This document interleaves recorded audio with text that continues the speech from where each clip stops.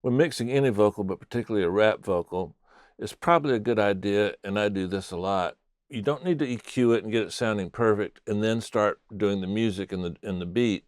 A lot of times I like to start with the beat on a rap song, but or any hip hop song.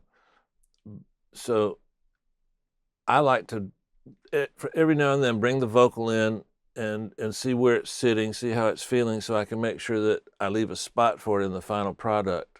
Um, Quincy Jones once said, "You should always leave a little space in the recording studio for God to walk in," and I think you should always leave a little space in the mix so that the vocal can sit right, whether it's a rap or not.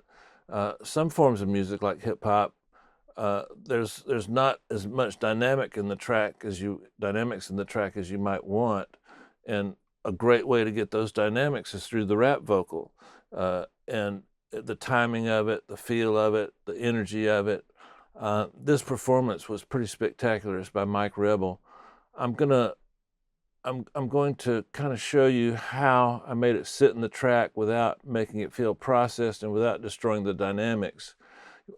Engineers, we have sometimes a tendency to overcompress, which means we're destroying dynamics, and so we lose the energy and the excitement. And the way I accomplish that is if you'll notice this blue track here and come over here, you'll notice that I've got 8 plugins on it, and this one's the compressor, this one's the compressor, this one, this one, this one.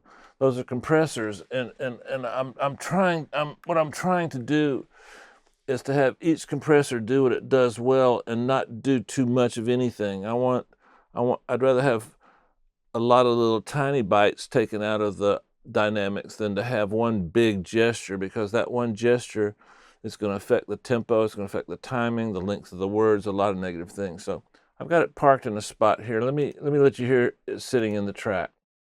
Mixing what it is and what it was. Southern Alabama, when mixing what it is and what it was. Southern.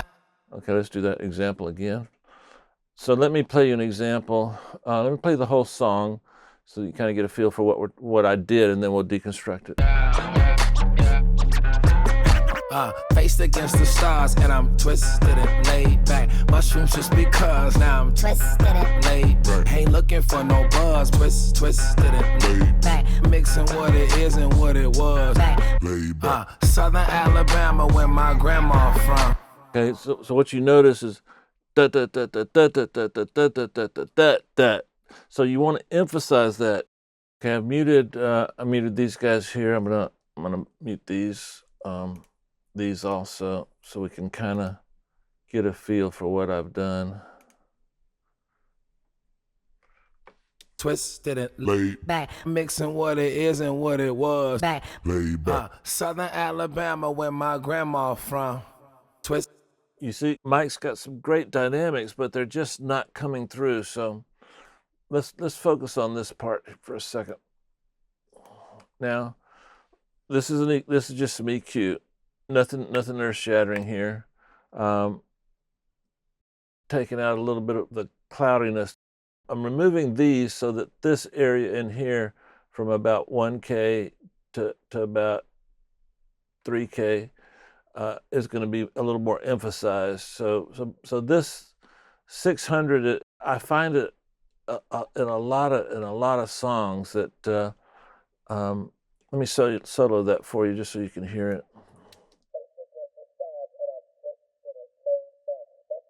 Can you hear it? It's just not pleasing. It's not contributing anything. So let's check this. Faced against the stars, didn't lay back. Mushrooms just because now I'm laid back. I'm gonna move that down a little bit and increase the bandwidth of it a little bit. Okay, so we got some EQ. Here again, I'm using these EQs for what they do best.